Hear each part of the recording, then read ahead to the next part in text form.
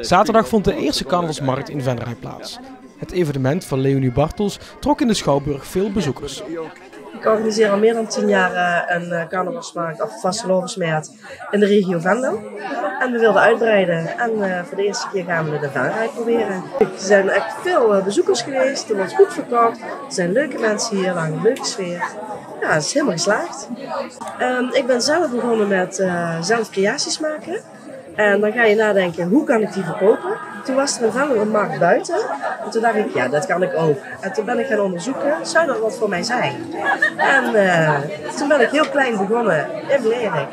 En het is heel langzaam uitgegroeid en nu is het heel groot. De meeste creaties maken de standhouders zelf.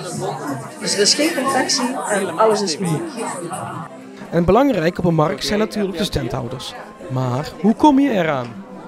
Dat is ook in de jaren gegroeid. Langzaam beginnen, mensen zien het, mensen komen zelf kijken. Kan ik ook bij jou komen staan? Ja, dat kan. En dan zo langzaam, zo groeien.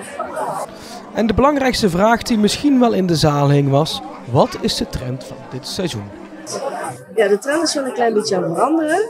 Alles wordt bonter en groter, maar vooral veel bling. Dat is vooral nu heel erg hip.